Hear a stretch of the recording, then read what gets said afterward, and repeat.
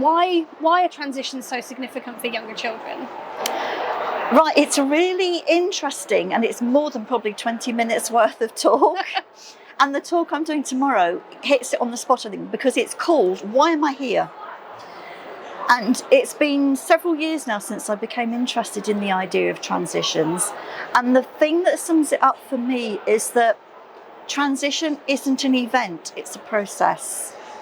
For example, all of us here today went through several transitions to get here. It's train strike day, so some of us had to work out those transitions perhaps in a way more than we might have done previously.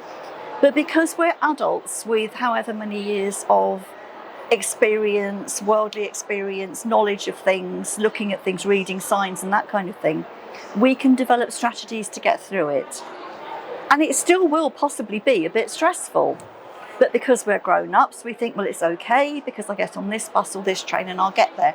But when you're only somewhere between the age of birth to 5, you haven't had this worldly wealth of life experience to base stuff on. You don't know that you're going to get on that bus and end up in that destination, but somebody else does it with you for you. And the whole nature of transitions when you're very little is that somebody else does it for you. And I remember very clearly thinking about this when my eldest children, well, all my children in fact, but particularly my eldest son, I just had my second son when I started to take my eldest son to playgroup to drop him off.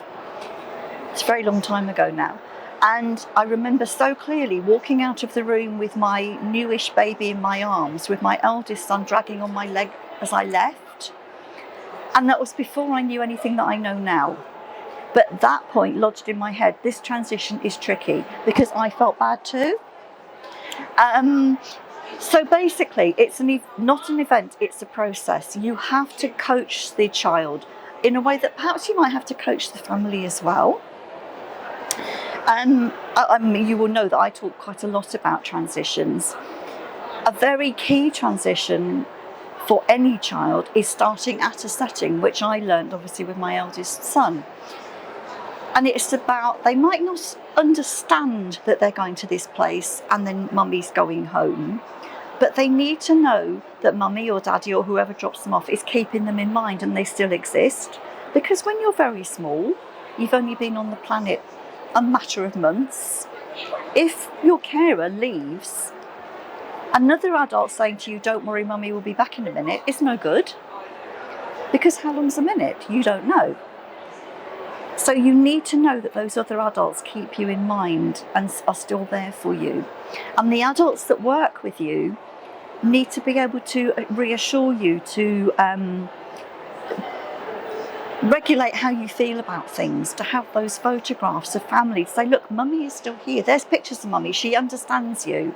She knows you're here. She is still in the world. She'll come back for you. An absolute classic is coats. Very new children to settings sometimes don't want their coat to come off because their coat is something that means that they can still go home. But if they do take their coat off and then they're encouraged to put it back on to go out to play, they think they're going home. So it's all this understanding what it means when you have very little life experience.